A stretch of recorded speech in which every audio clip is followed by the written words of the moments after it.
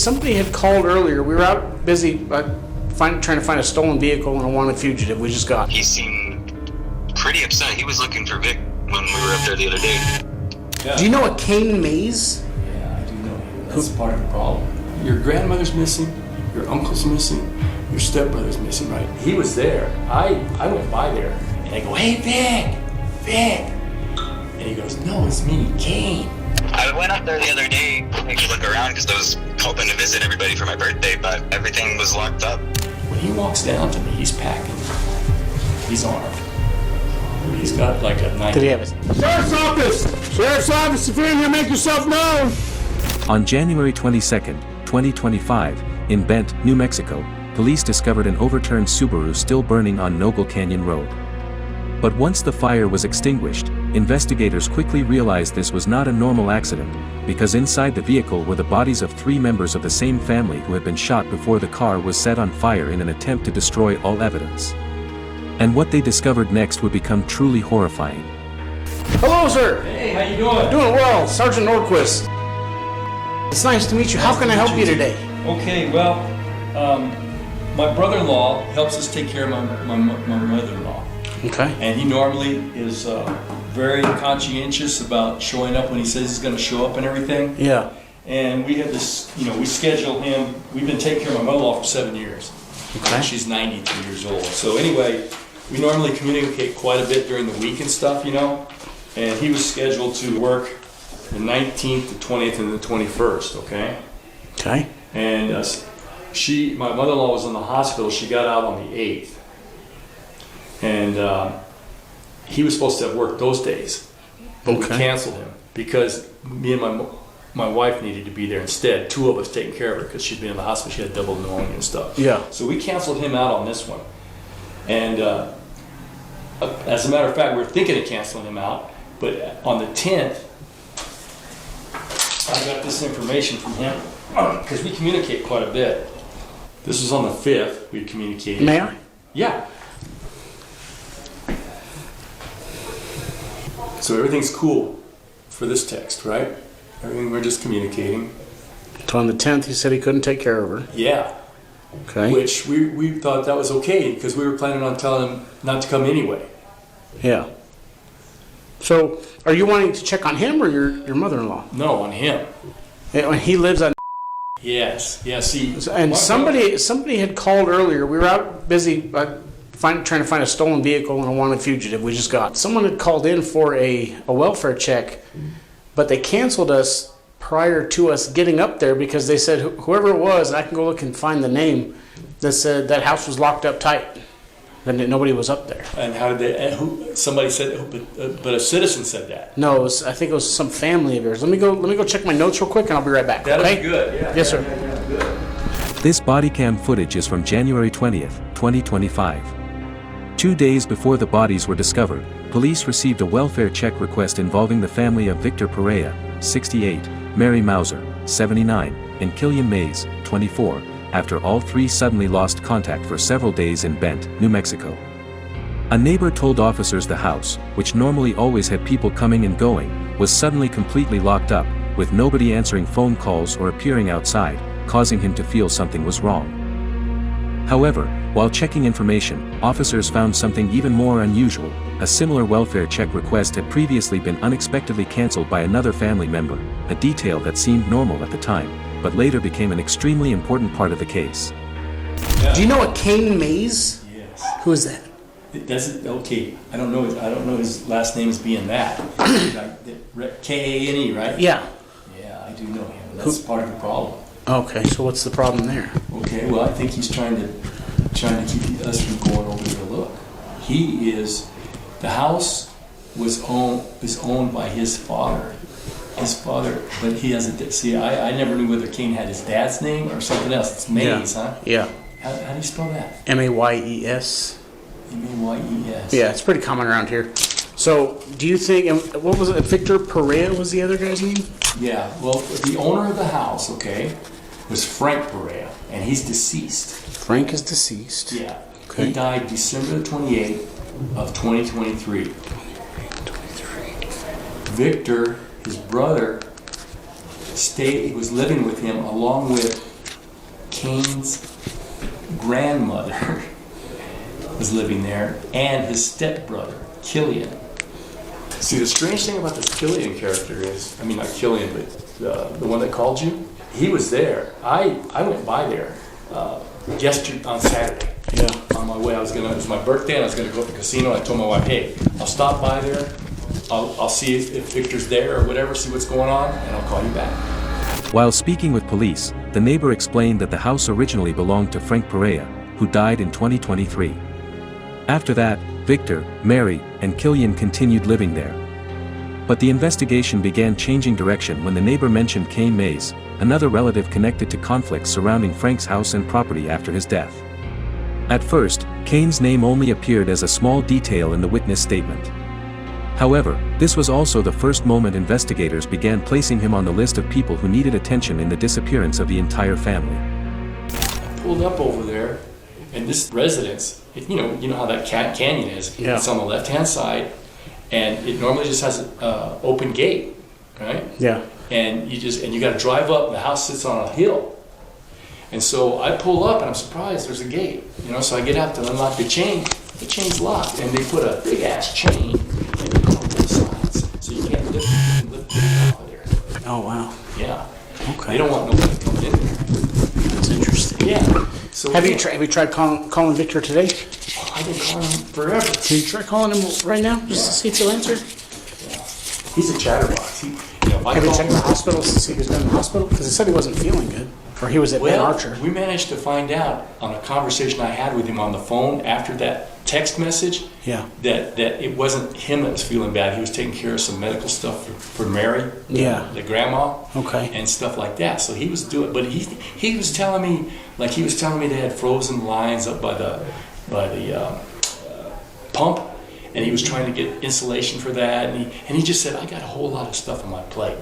He says, I just can't come over there and stuff, to take care of, and I said, well, that's good. We were planning on calling you anyway. Well, when's the last time you seen Victor? Okay. Golly. The last day Victor actually worked was December. He got off on the 9th. December 9th? No, I'm sorry. He got off on the 29th. See, he worked 26, 27, 28 of December. He was supposed to work these days. We canceled those out. Yeah, because she was in the hospital. Well, she was sick. Or sick, and she needed two people. And I don't really remember. Sometimes these scratch marks we change as we go. See, those D's are for his brother. Helps us too sometimes, but very rarely. See, like where's live? It won't have anything to do with this thing, but I'll give you his information. Okay. Well, it might help. Because what if he's been in contact with Victor? He hasn't. Are you sure? Yeah, we talked to him yesterday. Okay. He had to finally tell him. We didn't want to tell the other two brothers. We were trying to, but we just decided to tell the other two brothers. Is it? Yeah. And neither of them have anything. I'm going to get one of my deputies and we're going to go out to the address and see what we can see. See if we can find something. Okay, let me give you some heads up, okay? His dad had a lot of guns, Frank, before he died. Yeah. Okay? And he taught Kane how to shoot. And when Kane came the other day, I didn't finish my story. Huh? When I pulled up there, okay, and I hollered out the window for Vic because the gate was closed, right? Yeah. Okay. I looked up there, and there's a flat spot. Cars parked by the garage. It's like a cliff going up like that, and somebody walked by. But they just walked by up there, and they're about, I guess, 60 yards away, something like that. Yeah. 50 yards, 40 yards, I don't know, but it's uphill. And I just caught a glimpse of it. Well then, when I did that, I got on the phone and called my wife up, and I said, I'm here, the gate's chained locked, but I just saw somebody walk by up on the property. So I'm talking to her, okay? And then a person comes to where I can see about this much of them, right? Up there. And I go, hey, Vic! And he goes, no, it's me, Kane. So then I wait, because I assume he disappears, but he looks like he's going to walk down the road. Yeah. But see, you can't, the road is windy coming down. So you can't really tell. No. So finally, the last 30 yards, when you pull off where the gate is, you go up about 30 yards and it hangs a big left. Well, then he finally appears and he walks down to me. When he walks down to me, he's packing. He's armed. He's got like a 9. Did he have his hand on it? Did you? No. But he, Yeah. it's very evident that he's got like a 9mm or whatever in a holster. Yeah. And so I rolled down my window on his side, on the passenger side. So I wouldn't have to, he wouldn't be in my face. I wanted to be a little further away from him, Yeah. So he was talking through the passenger window, And so we had a conversation. And he claims, well, a buddy of mine gave me a ride down from Roswell, that's supposedly where he's living. And he says, and then I walked from where he dropped me off, I walked up Newgal Canyon, He dropped him off on the highway there, and he walked up Newgal Canyon. And I says, well, have you seen Victor? He says, no, nobody's up here. And I said, well, when was the last time you saw him? And his teeth are all messed up. Like either really bad cigarette smoking or maybe okay. Yeah. And he just didn't make no sense. And he didn't have he wasn't curious about where they were or nothing. I kept asking him, my wife was listening on the phone, she was asking, look, we're just trying to, and he was talking about like, he said, we need to get together and have a barbecue. The neighbor told police that when he went to the house himself to check on the situation, the person who appeared was Kane, and Kane was carrying a gun. That detail quickly caught investigators' attention because they knew Kane's father, Frank, had owned many weapons and taught him how to use firearms before dying in 2023. But what made Kane appear even more suspicious was his attitude. Even though 3 family members were missing, Kane barely showed any concern. Instead, he talked about the house, the property, and even mentioned organizing a barbecue. That was also the moment investigators first suspected Kane Mays might be directly connected to the murders behind the family's disappearance. Totally unrelated To why you were there and what you were asking about? Yeah. Okay. So I think if I were you, I would go up there with more than 2 guys. Because I think he knows how to shoot.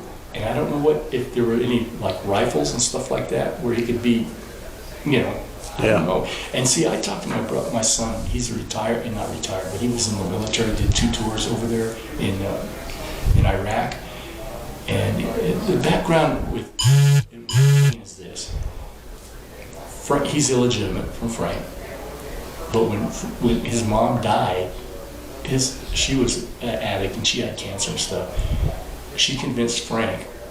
Frank went up to Indiana and got Kane, Killian, and his girlfriend's, Kane's mom's mother, and brought him down to live with him down there. And that's where they were living. And then about 4 or 5 years ago, Kane left and didn't have any communication at all with the people. Supposedly, he was in Canada. We don't know for sure. We do know that he had a lot of computer stuff, and that Frank, his dad, mailed him all that stuff. Now we don't know for sure whether he mailed it to Canada or whether he mailed it to somewhere else, like he was living stateside or whatever. Yeah. But and this kid didn't have any communication whatsoever with anybody, as far as we know. And then after he catches wind that Frank's died, he's come down and he's wanting to, see if he can take over that place and stuff. So my son said that he thinks, that something ain't right. No, we'll go check. I'm gonna get a deputy and go up there and check it out. I got state police out too, so we'll go up there and we'll look, and I'll let you know if anything I see. So I had his phone number, but then after I had his phone number, see, he had my phone number. He started texting me. What was he texting you? Your grandmother's missing. Your uncle's missing. Your stepbrother's missing, right? And this is what he's talking to me about. He sent that to me Saturday after I left. See, I talked to him about 3 o'clock in the afternoon. And then I headed to the casino, and he texted me that. He's a pathological liar, man. You guys got to be really careful. Let me get up there, and we'll see what we can see. Okay. And then I'll give you a call when I'm done. Okay? Yeah, okay. All right, thank you. Through the neighbor's statement, police learned that years earlier, after Kane's mother developed cancer, he had been brought to live with Victor, Mary, and Killian by Frank before later moving to Canada and eventually returning shortly before the murders. But what caught investigators' attention even more was the fact that Kane had repeatedly sent messages claiming the 3 people inside the house were missing, even though at that point there had been no official report or investigation opened yet. To police, that suggested Kane seemed to be trying to shape the story from the very beginning. And from that moment on, officers began treating the house as the scene of a potential mass murder investigation.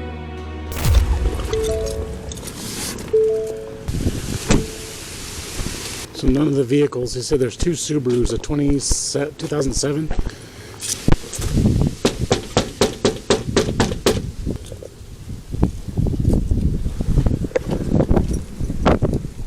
This room looks like it's clear through all the way to the back of the house. Rooms over on that side. Hallway this way. I don't see any, signs of struggle or weird stains. Yeah, let's go around the other way. It looks like it goes around the back. It was locked, but not latched. Material 3 basin.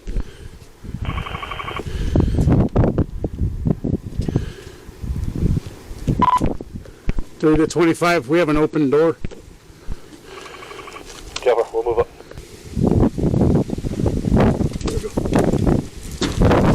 Sheriff's office! Sheriff's office, if you're in here, make yourself known!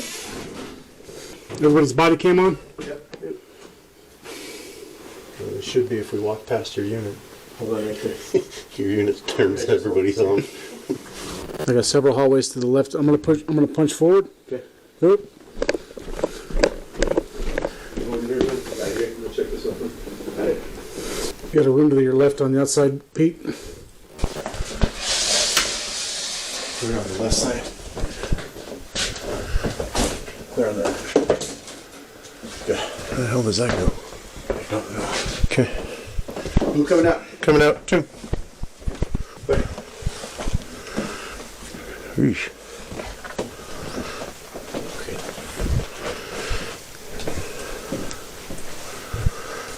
Clear. Clear. I mean, the bed's a mess, ain't it? Yeah, I was gonna say everything's stacked and piled. Coming out. Stairs. Hold on. Stay on me. Does this place have a loft? Above there's clear.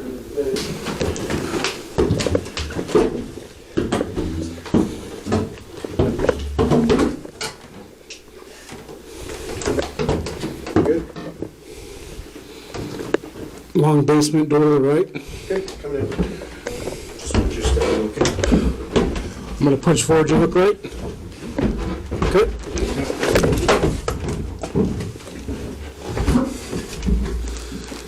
I got two deep garages here. Right, just cut me. Clear coming back. Did I see up here? I'm clearing here.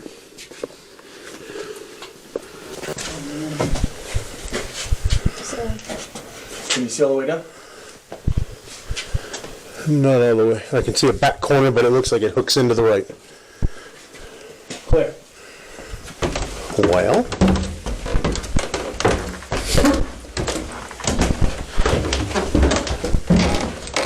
It's 87 outside. We will secure the house. lock everything back up on the way through. That was locked. Yeah, because the doorknob was locked on this. Yeah. Literally, when I went like that, I was like, the door just kept going. I was like, There it goes. Hinky, hinky. All right. So it's 87 over here. What the hell? There it goes. Hinky, hinky. All right. So 87 over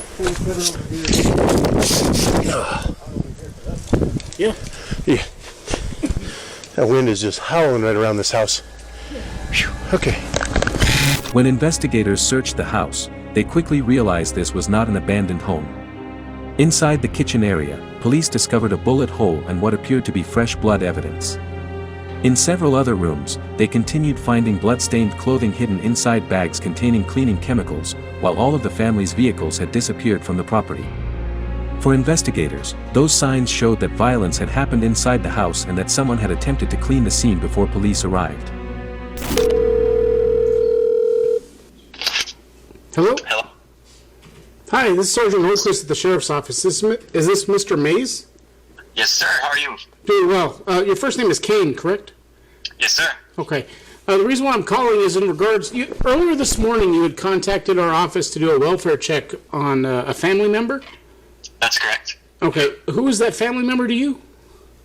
It's my grandmother. Your grandmother? Who lives up there with your grandmother at... That would be an uncle of mine and my brother. I haven't heard back from anyone for about a month or so, but yes. When was the last time you were at the property? I went up there the other day to take a look around because I was hoping to visit everybody for my birthday, but everything was locked up and they were out, so Okay. I wasn't able to stay or hang out because it's kind of a long trek for me. Yeah. You didn't go up there today? We stopped by, the gate was closed, so we just kind of assumed they hadn't come back yet. Do you have any information on them? Do you have any information on them attempting to move anywhere? I was told that my brother and my grandmother are planning to move soon. That was kind of why I was hoping to see them beforehand because they're going even further out. They're going to be up in Albuquerque. Do you know a Mr. Yes, sir. Okay. And what's your relationship? He's kind of like an uncle-in-law. So his wife is your family? Yes, sir. Okay. So the reason why I'm calling is we went up to that address because Mr. stopped by. And he wanted us to do a welfare check up there as well. Yeah, he was the one who recommended that we give you guys a call. He seemed pretty upset. He was looking for Vic when we were up there the other day. And he was, like, kind of really mad. But... yeah, I guess Victor's been helping take care of your grandmother? Yes, sir. She's down in Alamogordo. She's in Alamogordo? Yes, sir. Okay. That's my grandmother, yeah. So he wanted us to do a welfare check on the residence, and we went up there, and the eastern door was locked but not closed all the way, if that makes sense. Eastern door. Is that the front door or the one? That's the one that's kind of off to the side by the garage, or not the garage, the little parking spots. Okay, yeah. So we went inside the residence to make sure that nobody was hurt or injured, and then nothing was broken into. We didn't see any signs of struggle or any signs of foul play. So we secured the door on our way out. I'm just letting you know that did take place. Okay, thank you, sir. I really appreciate that. I see back in November you had contacted the sheriff's office in regards to squatters and families staying in the residence. Yes, it was reported to me that a bunch of my late father's property has gone missing. He was the homeowner. Yeah, Frank? Yes, sir. Okay. My condolences for your loss. I do apologize. So whatever happened with that? I never heard back. I've tried contacting a few different times, and I'm supposed to be hooked up. I have the officer's information written down. I have his number somewhere. But he was supposed to kind of look into it for me because I know I have a list of some of the stuff that is missing, and I know supposedly where some of it went, but I don't know anything for certain. Okay. It's just assumptions at this point, is that what you're saying? It's what Victor's told me. Was Victor involved with the removal of said property? I believe so. Okay. Did you text Mr. at all today? I did. Okay. What was in that text message? Just a second, I can pull it up here on my phone. I mentioned that we stopped by, and I had given you guys a call and everything was okay. Well, who told you that everything was okay? The dispatch coordinator, I don't remember her name. Because the information that I got was that you called back and said you went up there and everything was okay. Correct. And what was in that text message to Mr. That's what I'm confused with. Because he showed me the text message, but I didn't know if I misunderstood what you had sent to him. After comparing all of Kane's statements, investigators realized the contradictions in his story no longer looked like normal confusion, but instead appeared to be deliberate attempts to mislead the investigation. While the three family members were still missing, Kane continuously brought up ownership of the house, inheritance property, and belongings that once belonged to his father, causing police to begin suspecting a motive connected to a family property dispute. The more Kane talked, the more investigators believed he was trying to build a story in advance to explain why he had been at the house before police discovered the truth. for. I let him know that I had tried to call you, and the dispatch officer said that you were tied up with what sounded like a pretty hostile situation, and that if I didn't need you guys to check, that I should call back. So I returned that call. Sorry, my phone loads really slow. Shortly after 11. Your number redirects to them, though. Okay. Because in the text message, the way that it read to me was that I told you everything was okay. That's why I'm a little bit confused, and it was a little concerning on my part. Because the way that the text message read on Mr. phone was that you made contact with me, as well, it said Sergeant North. I'm assuming you meant Sergeant Nordquist, and that everything was okay. Is that how your text message reads? Kind of. It did autocorrect and misplace a few things. I wasn't paying full attention to it as I was swiping. I'm with 4 kids, so I get pulled away a lot. I understand. You just see how it looked kind of weird, so that's why we went up there to check and make sure everybody was okay, because the way the text message reads was that you had made contact with me, and I know for sure, and you know for sure that didn't happen, so that way it looked kind of weird. But you stopped by there earlier, and the gate was locked? Kinda. It's a dummy lock, but yeah, we keep it closed. Okay, and you didn't go onto the property at all? I walk up the, kind of our driveway, if you can call it that, our hill. Were any vehicles there? I there? did take a little walk around the house to make sure that, like, none of the windows had been broken. I was kind of hoping that my brother was still there, but... And then when you were up there, there were no signs of any of your other family members? No. They told me the last time that we had talked that I can come by and pick up, like, files, hopefully to help with everything. I mean, it was a trick just trying to get his death certificate sent out. Between that and some of his jewelry tools, because his bench is still there, and that's really sentimental. They've been saying the house is getting foreclosed on and that everything's going to be repossessed or taken. Yeah. Or auctioned off, so I don't want certain things to get looked over and thrown away, like his tools. No, I understand that. So who is supposed to be living in the house right now? Victor? Nobody's supposed to be living there, as far as I know. None of the account information that I have has shown any kind of payments. Okay, but you don't know if Victor is residing in the home? I know that they have access to it. He doesn't usually answer my calls, though, or my texts, because he's arthritis, I believe it was. He says he has a hard time typing. You said you have a bunch of different phone numbers for him? I have to find a notebook that they're in, but he does have a few different ways to contact him. Who is... All right, I think that's all the questions that I have for now.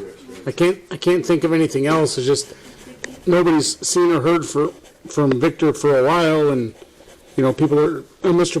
becoming concerned, where he might be missing. I mean, I'm concerned for health risks weren't nearly as immediate. He had taken himself off the schedule to get something handled, and then nobody's been able to get a hold of him.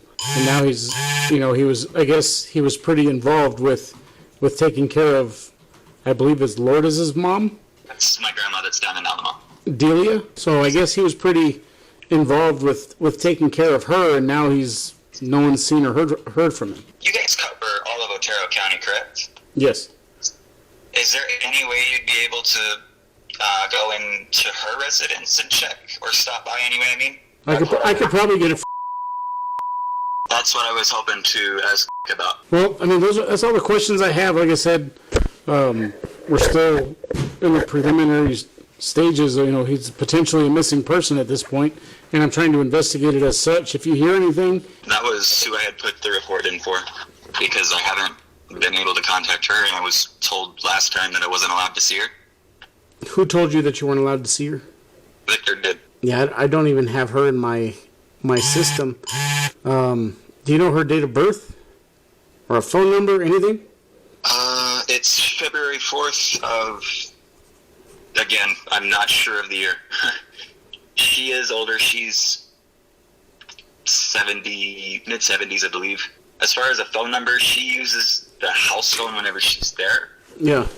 She doesn't have a cell phone. I've been trying for years to get her to get a little Cricket or something like that with the big buttons. Why would Victor tell you you're not allowed to contact her? That's your mom. Oh, sorry, your grandma. I don't know. That's part of why it was concerning. Is there any way you can find out her date of birth from any of your other family members? Possibly. Maybe we can try to get her listed as a missing person. Because, like I said, there was we went into the house and there was nobody there, no vehicles there, and there was, like I said, no sign of struggle or foul play suspected. Okay. Even online, you should be able to do the missing persons report online. I think I think they've allowed that. Fantastic. I look forward to hearing from you. Absolutely. Thank you, sir. All right. And if I do call again, will they be able to connect me to you? I'm on day shift, so I'm actually going to be off in an hour, but I am back on tomorrow from 7 a.m. to 7 p.m. Okay. And then I'll be off Wednesday, Thursday. Okay. Excellent. Thank you, sir. All right, not a problem. Thank you, Mr. Hayes. You have a good day. You as well. And hopefully we'll be in touch soon. Yes, sir.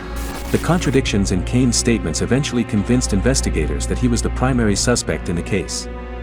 On January 22, 2025, police discovered the overturned and burned Subaru on Noble Canyon Road with the bodies of Victor Perea, Mary Mauser, and Killian Mays inside.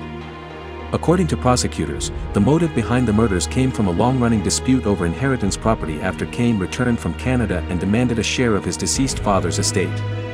The investigation later also led to Kane's half-sister, Cassandra Douglas, 28, after she admitted helping clean blood inside the house, move the bodies, and burn the vehicle in an attempt to destroy evidence. Both are currently facing charges of first-degree murder and tampering with evidence. Kane was additionally charged with armed burglary, vehicle theft, and conspiracy to commit murder.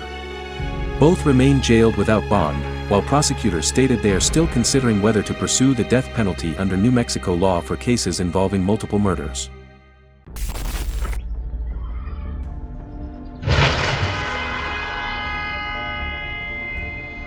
On June 15, 2024, police received an emergency call about a woman trapped between a vehicle and a garage wall in critical condition. But when officers arrived, the chaotic scene in front of them quickly showed this was no longer a normal accident.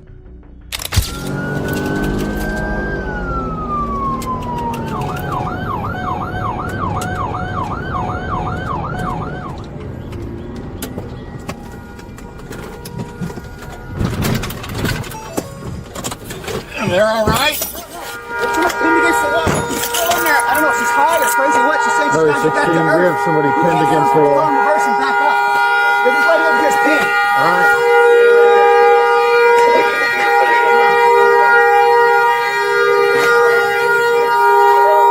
Get out of the way. Get out of the way. Get on in the car now.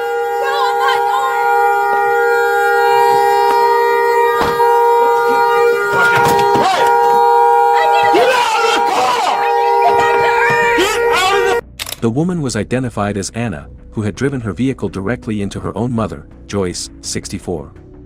She continuously made bizarre statements about wanting to return to Earth and being kidnapped by aliens. While officers attempted to reach the victim trapped behind the garage, Anna suddenly made an extremely dangerous decision.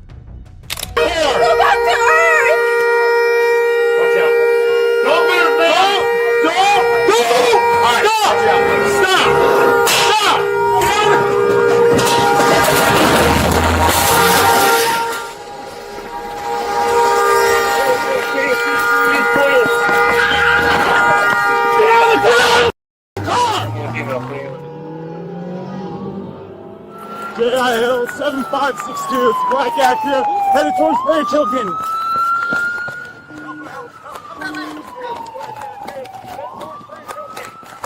Mary 16, have EMS respond in now. Ma'am? All right. Can't move. Okay, stay with me, okay? Poppy, she was pinned against the wall. Okay, if you gotta throw up, you're fine. I got you. You got her? Yep, got her. She's in a vehicle. See if State's got anybody in route. 25, we're in the area. 17, I'm in route. I'm checking northbound. 17, she's gonna be at Rancho Gideon Weber. Rancho Gideon Weber. 17 affirmative. We're northbound, approximately 40 miles an hour. Her car door is still hanging open, not acknowledging lights or sirens. Anna continued fleeing even though the vehicle was already heavily damaged, with the front wheel nearly completely destroyed.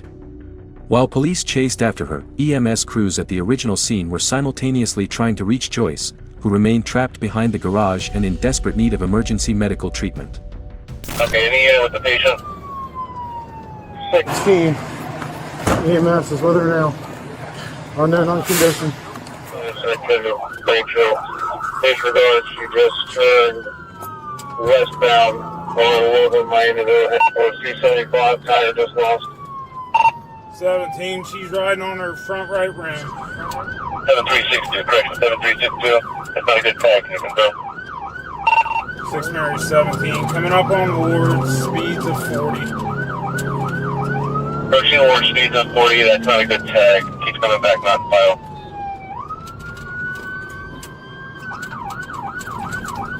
6 Mary 17, she's ramping on to 275. Northbound speeds increasing to 60. 6 Mary 17, she's about to lose control. 6 Mary 17, 53 over 4, speeds of 55 miles an hour. Despite the severe damage to the vehicle, Anna kept fleeing through multiple roadways as speeds climbed close to 60 miles per hour, with police continuing the pursuit behind her. While driving northbound on Interstate 275, she eventually lost control and crashed into a guardrail before officers deployed a taser and took her into custody.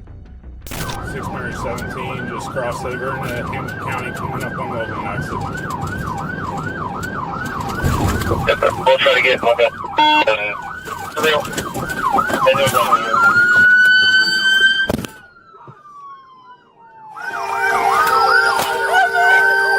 Don't move!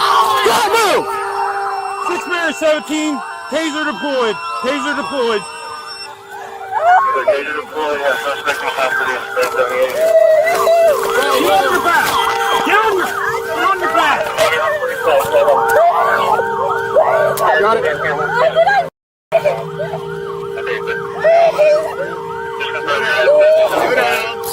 Slow down. You're good. Okay, come on. Going up and over. I want to go to home. Hang on. Please, I want to go back to house. I'm gonna pull this out. 1, 2, 3. Please, I want to go back to Earth. Pull this out. Please, I want to go back to Earth. You got another one. Ready? 1, 2, 3. Just put her in ours because we'll take her. Oh, please, I want to go back to Earth. I was just trying to commit. Somebody else in there? Try to move it.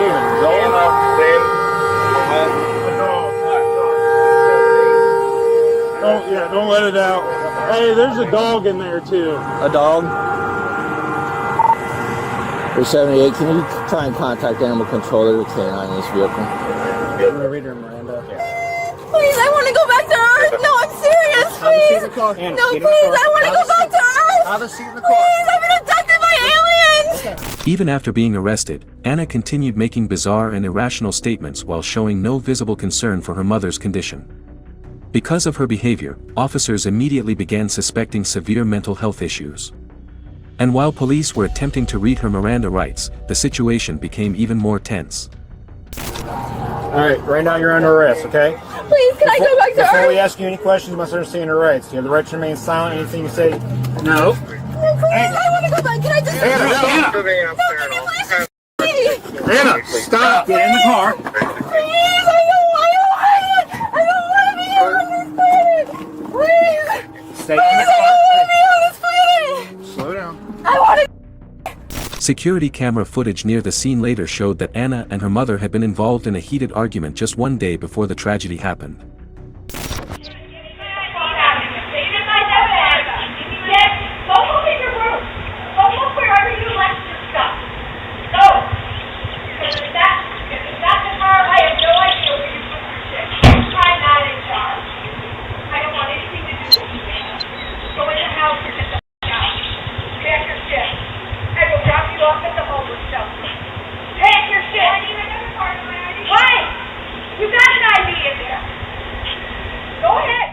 According to investigators, the violent argument between Joyce and her daughter Anna allegedly began over Anna's cell phone after she became convinced her mother had taken and hidden it from her.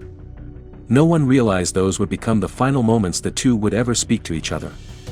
Back at the garage, Joyce was later pronounced dead after being crushed between the vehicle and the garage wall, suffering catastrophic pelvic injuries and severe internal bleeding. As witnesses began explaining the entire incident to police, Joyce's youngest son also arrived at the scene and described the final moments he had with his mother. Did anybody watch the full event? So I live right there in the White House. Okay. My wife's the one who called 911. Can I speak with her? Yeah, I'll go get her. Ma'am, this is our witness statement form. If you could just date and time, fill out this information for me in as much detail as you can, and then a signature at the bottom. Okay. Nothing. I mean, No, there was nothing that you could have done. We couldn't get her out. You're not paid to put your life in jeopardy. Okay?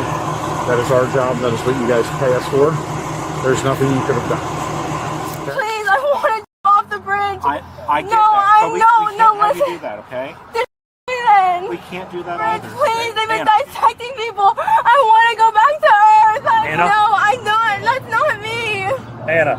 No, let me off the bridge, please. I don't want to exist anymore.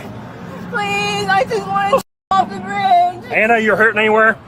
Please. Anna, we're going to put you on this cot and we're going to strap you to it. No, please, just let me go off the bridge. Please. One of you go with me? Please, just take me off the bridge. Yeah, she's in custody. So somebody's going to have to get with me. Yeah. Okay, bye. Have you taken any today? No, I want to go back to Earth. You're on Earth. You're on Earth. Then I'm not. yes, you are. Where else are you then? You're on Earth. Okay? I'm literally already died, though. Well, I was in my house and I heard something crash, and then I heard the horn wouldn't stop. So I rode my bike over here to see what was going on, and then that's when I saw him and my neighbor were up in the garage trying to get her out of the car. So I was kind of watching things from my bike down here at the mailbox, but I was concerned about them because I could see the car would go to reverse and then out of reverse, and she was revving it, and Did you get hurt here? Yeah, trying to get out of the way of the car coming down the driveway when she barreled down the driveway. Did that lady pass? She's no longer with us, yeah. Wow. Yeah, it's unfortunate. That I wasn't able to come because I was just getting off my shift. And I told her I sent a message after she ended the call just to call the police. And then I never got a response back. I think she called me to get her out. She normally would call us, though, right? If she's something she can't handle. She doesn't like calling the police at first. She's had bad experiences with the police. Hi, can I help you guys? Our sister-in-law.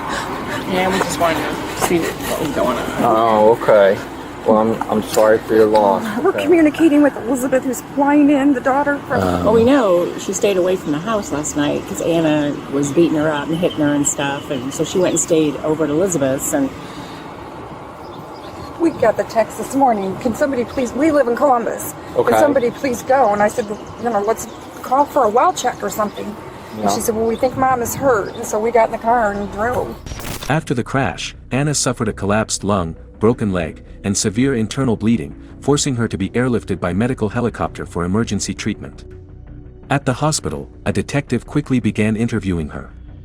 But within minutes, investigators realized Anna's mental condition appeared extremely unstable due to a series of bizarre and deeply paranoid statements. And I just wanted to ask you a couple questions about what's going on this morning. Yeah, what would I be in trouble for? All I did was drive away and try to kill myself. Well, that's what I'm trying to figure out, is what's going on, that's all. I accidentally drove forward, and then I needed help backing up.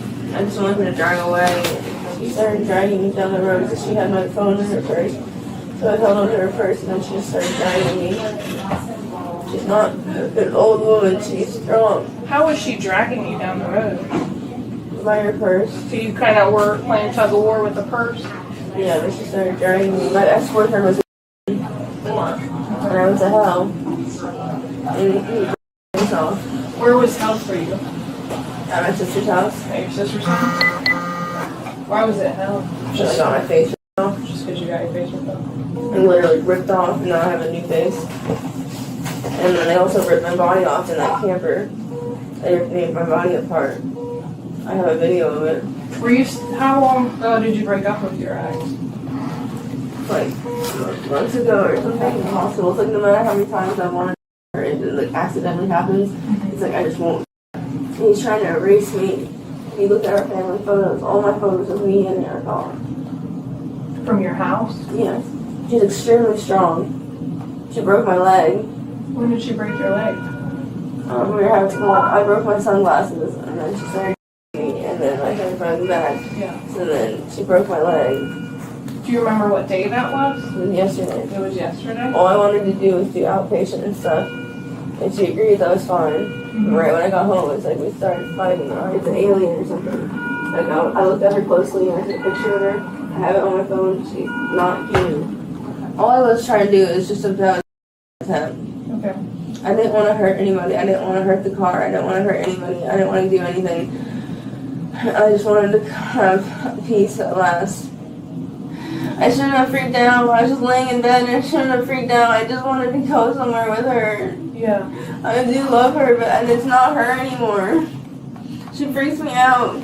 Yeah. I don't know when she, but like, it's just confusing because it's not her anymore. I want to talk to her though. I really want to talk to her.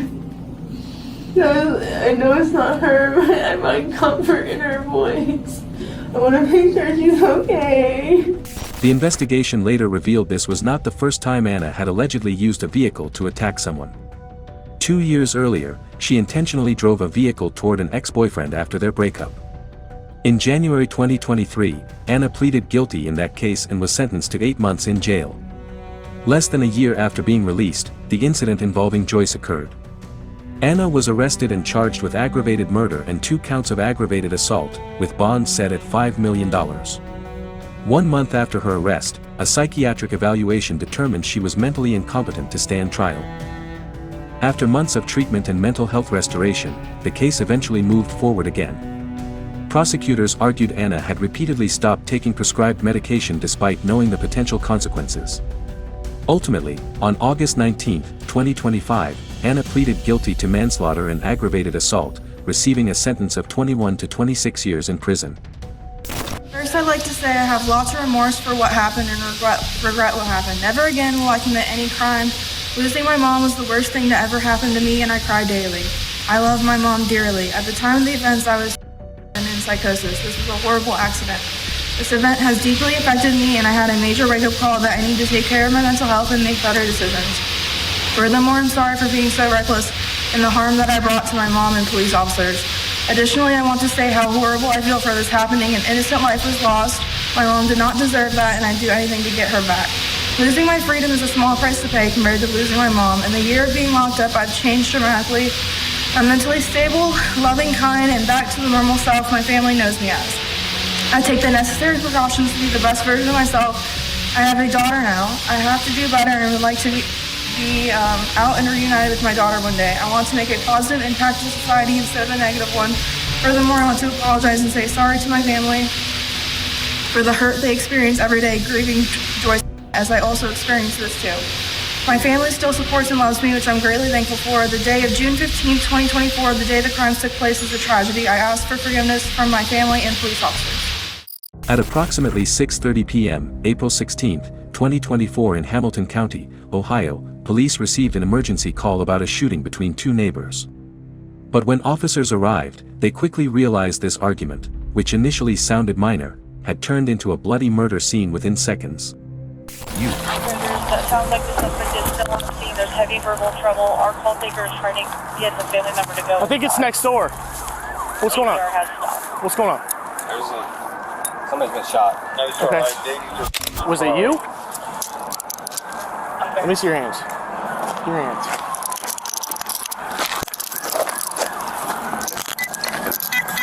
Got him? Yeah. Police quickly identified the suspect as Cole Hornsby, 24, who lived in the neighboring residence. When officers approached him, Cole stood alone with an unusually calm demeanor and casually admitted he was the shooter, showing almost no signs of panic or remorse. Just a few feet away, his neighbor Theodore Block, 40, was lying on the ground suffering from multiple gunshot wounds in critical condition.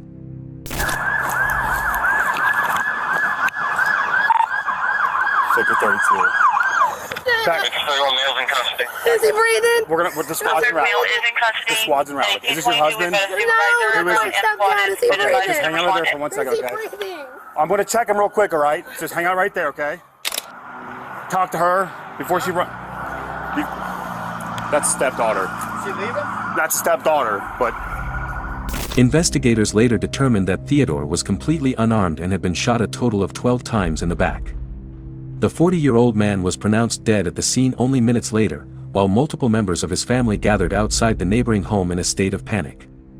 At the same time, officers placed Cole into a patrol vehicle and prepared to transport him to jail while the shooting investigation continued. What's your name?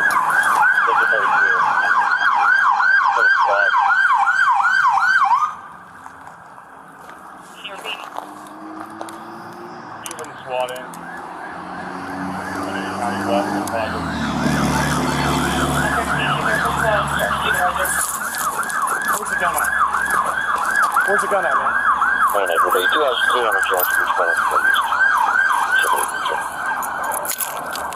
980 jumping. You can give it to regard, I'll be responding. 987, that's clear. 982, did you copy? I did. If you would send me the details, please. Clear. Got it? Yep. 15, you have a seat today, advised that the male is secured.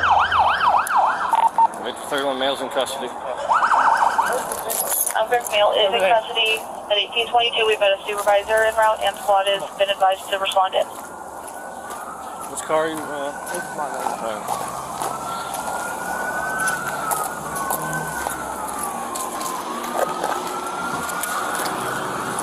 you hurt at all? What are you doing, man? Huh? I'm taking everything you got. Are you hurt at all? What do you mean? Get in the car. Put my belt back on, man. No, get in the car. Why are you putting my belt on? Because I'm taking everything you got. No, you're not. Sit down. Jesus Christ, dude. You're not taking everything I got. Cole is secured in a patrol car as medics arrive on scene. Next one over. Next one over. Side yard? Yeah, over here, next door, behind this house. Hey, hey, go down. Go down. Go down. Go down. Go ahead. Oh, I'm looking.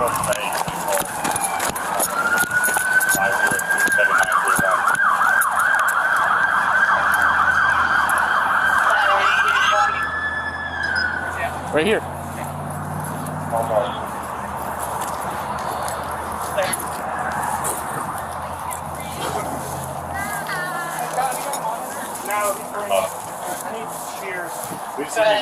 Ma'am. I understand that, but right now they got to work with him, okay? We're gonna work. Just come sit with me for a second. Okay? Did you guys catch that him? Yes. It was the neighbor, right? Yeah, black shirt, jeans. Yeah. He shot him like 5 times. He's. Is my husband breathing? Please, he's doing it now. I can't. We're gonna keep on. I want to be over there. I know, but right now, you gotta let them work, okay? I'm gonna sit you down over here on the porch, okay? I was right there. I took off running because he pulled out a gun and started shooting. Okay. Are you okay? Yeah. Like you're not hit or anything, right? No. You guys want to hang out with her for a minute? You probably need to get a statement from her at some point. I'm sure they're going to take her to CIS. Yes. Is he coming there too? No, I'm not sure what the medics are doing. I know that the bad guy's in custody right now, so I'm not sure what the medics are doing. They're not telling us anything. What? They don't know anything yet. I gotta go over here. After several minutes trying to calm herself down, Theodore's wife, who said she personally witnessed the shooting, began describing the entire incident to investigators. So, are you the one that called 911? Can you tell me what happened? We heard a gunshot. We went over there. The neighbor came outside and I came outside. My husband was cutting the tree that fell. Okay. And he went over there and told him to put the gun away. He doesn't need a gun because he came over here. We called the cops on him once before. He came over, he was pointing a bow and arrow at me. And my husband said, "You're f***ing crazy. You pointed a bow and arrow at my wife. You don't need a gun." And he started running his mouth. I said, "Ted, we'll just go call the cops." And Ted's like, So Ted, my husband, started walking away, and then he said something. My husband turned around and he just shot him. Okay. And did you see that happen? Yeah. Okay. According to witnesses, Theodore was cutting up a fallen tree in the yard when Cole suddenly began firing from behind the property.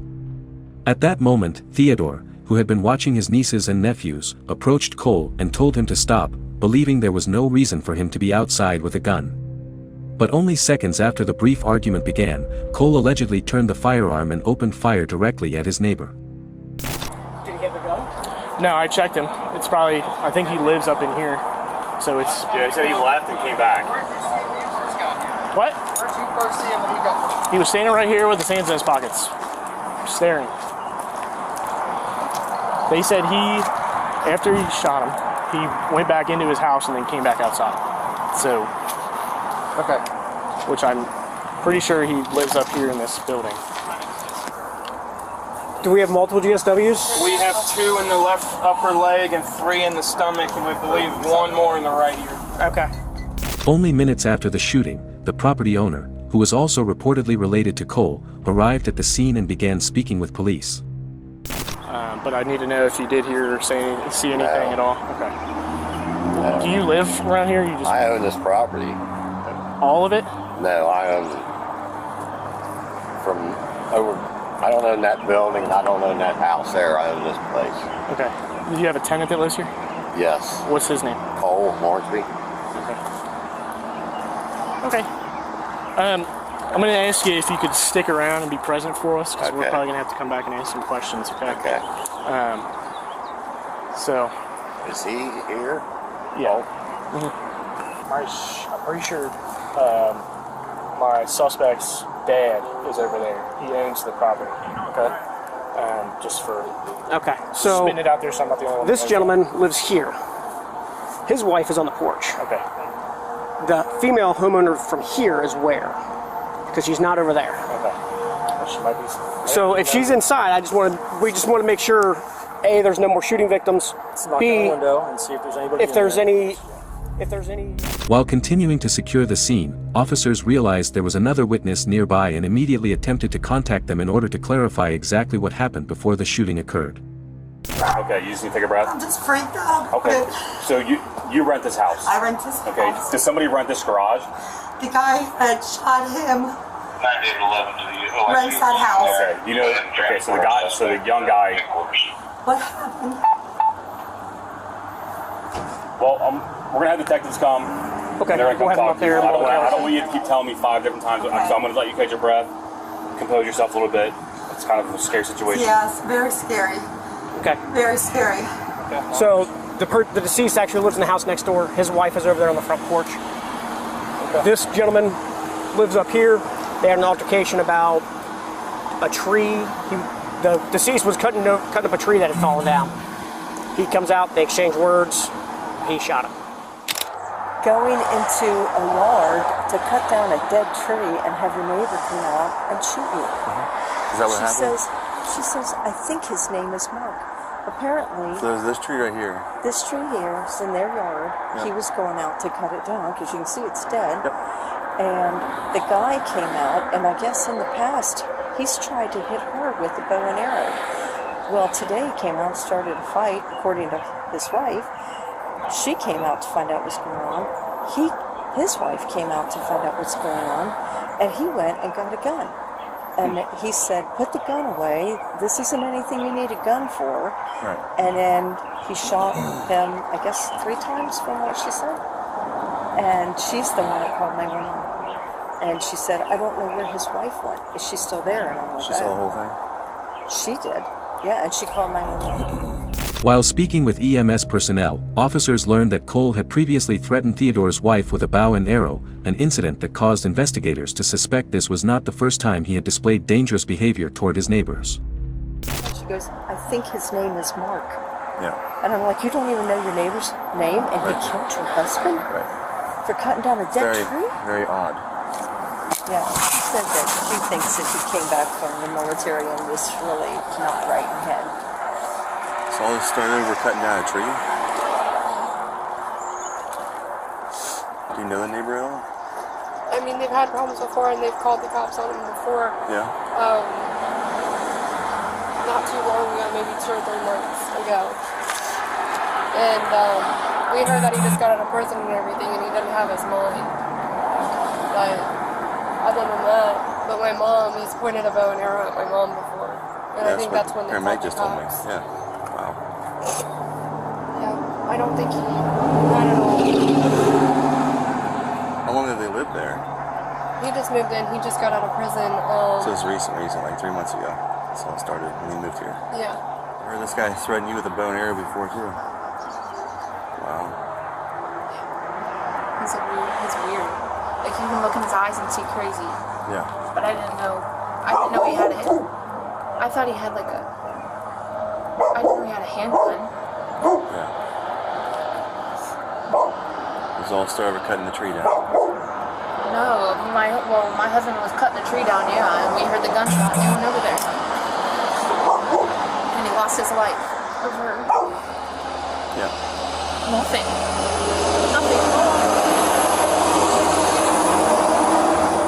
I told him just to leave him alone too. Just walk away and call the cops. Does anybody talk to that coward neighbor over there? Which one? They said they couldn't find her. She was right there when it happened. Okay, so I guess I got lost in translation. I was assuming it was his wife. So a female lives in the house. Yeah. And he lives in the white garage. Yeah. He harasses her. She came outside and said, I'm terrified of this guy. He's got a gun. Okay. So that's why my that was husband, today too? Yeah. That's why my husband went over there. Because we all heard the gunshot, and she walked outside like freaking out. Well, I know they were trying to preserve the crime scene as much as possible before the detectives got here. So I know that regardless, by the end of all this, she'll be talked to. So. She was right there. Did she leave? I don't know. Okay. I don't know. What kind of car did she fell. drive? Right when my husband got shot, I fell on the ground. Yeah. And then he took off and started calling 911 and ran inside. Did he run off anywhere when it happened? Yeah, he took off that way, and then I came inside. I came inside and called 911, and I peeked out my back door, and he was shaking my husband. He came back. Yeah. So he ran off down the street or down to the field? I don't know. Just that direction? That direction. Okay. Because I know they have not recovered a gun yet. So they haven't recovered a gun. That's what I'm trying to figure out where you could have ditched the gun. He took off that way. Okay. It was a handgun. Okay. Was it black, silver? Black. All black. I mean, I was terrified he was going to shoot me too. Yeah. I mean, who knows what's going through his mind. I know. He unloaded the clip on my husband. I heard just pop, pop, pop, pop, pop, pop. Just over and over. Why? Why over nothing? He didn't even put his hands on him.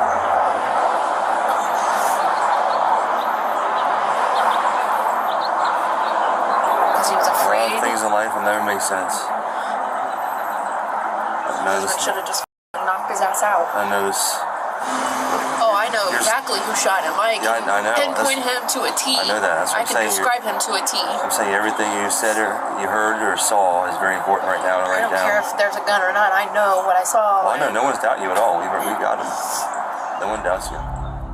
After completing the initial processing of the scene, officers transported Cole back to the station to begin questioning and formally book him in connection with the shooting. Right. You step out, we're gonna walk through that black door right there, and we're gonna walk through a hallway. Ready? I'm gonna help you walk since you have your hands behind your back, so in case you fall forward, you don't fall on your face, okay? Nope. So department policy. I'm gonna come back out and grab your stuff here in a second. It's like your phone, wallet, keys, stuff like that, okay? What did you say your name is again? Malone. Malone. Yeah. Post Malone. Yeah. You know his songs? A lot of them, yeah.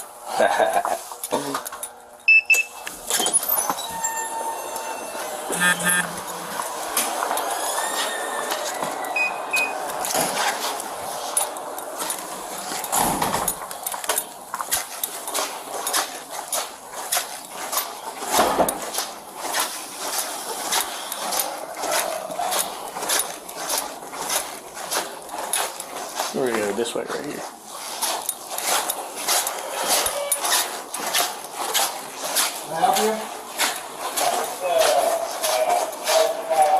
We're gonna go. In reference to what?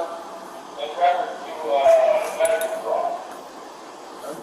to a medical problem? Medical fraud. That way? Medical fraud. In a second. Where did this incident occur?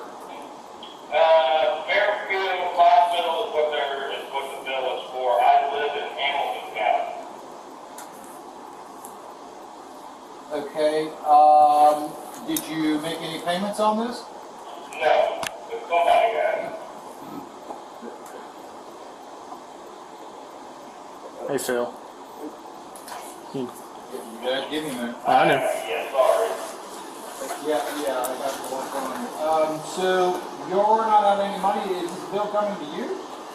Yeah, it's all got to get to my name and information. Looks like you're gonna puke something.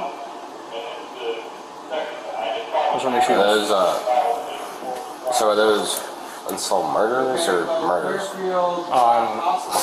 It's like murders, right? I would assume it's like murderies. Maybe. No, the hospital is not in our county.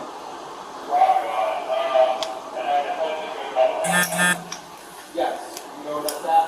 That's the one in Hamilton? Yes. Yes, it's on Alpha Hanover Street. Yeah. That's where you need to go. Thank you so much for your help. Good luck. All right, well, what's going on with you? I would assume we should probably put him in a cell. Okay. Yeah, I'm on airway 1 too. Okay.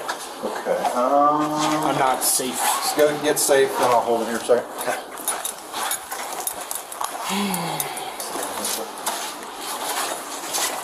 To your right.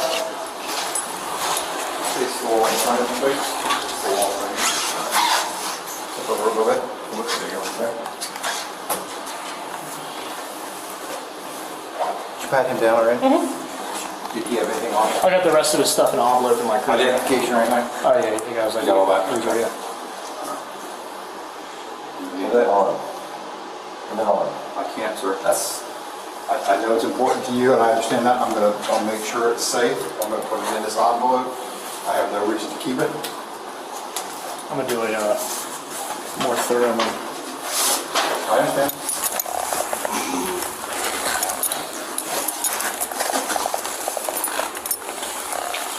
Don't tell me anything? Nope, I took that off already. Okay. Okay, so he's going to remove the handcuffs. That's what I want you to do. He takes the handcuff off here, whatever hand takes off, put your hand flat on the wall in front of you. Understand those instructions? Sure. Okay.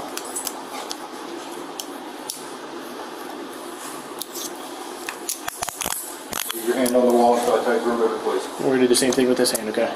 Yeah. Cool.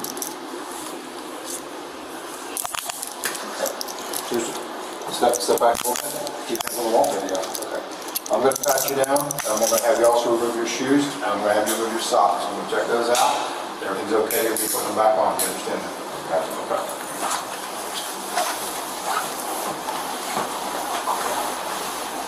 Okay, go ahead and remove your socks.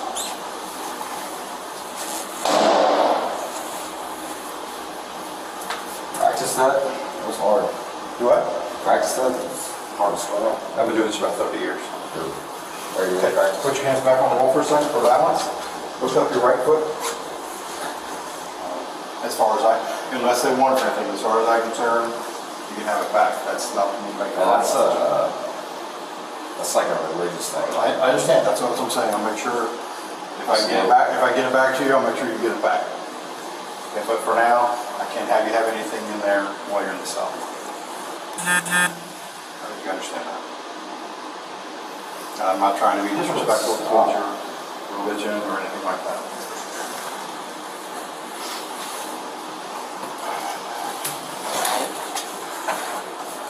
What time do you got, by the way? 1909. All right, thank you.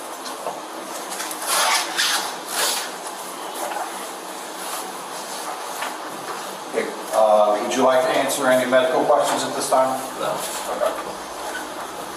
I can't figure that, that's fine. So, the only reason I'm asking you medical questions is if something happens to you, who to get a hold of, or like family-wise or something like that. That's the only reason I'm asking stuff like that. I don't know anything about your incident. Don't want to know anything about your incident. I'm not going to ask you anything about your incident. So, knowing that, can you answer some of my questions now? That's no need to. Okay, that's fine. I'm not gonna force you to do anything you don't want to do. That's not an issue. Go ahead and put him straight away. I gotta grab some keys. Put him straight away in one there. One with me? Just a temporary holding, okay? Yes, or the same thing. There's a sink there. Yep. And a toilet for you. They make it That's fine. I'm just gonna watch him on the camera. Cole was later charged with first-degree murder and tampering with evidence after police determined he had hidden the murder weapon following the shooting. Investigators later recovered the firearm believed to be the weapon used in the killing from a shed behind the property. Ultimately, Cole was sentenced to 24 years to life in prison for the shooting that killed his neighbor following what began as a seemingly small argument between two families. Sometimes just a few seconds of losing control are enough to destroy multiple lives forever. If you found this case disturbing or thought-provoking, leave your opinion in the comments below, and don't forget to subscribe for more real Bodycam cases and investigations.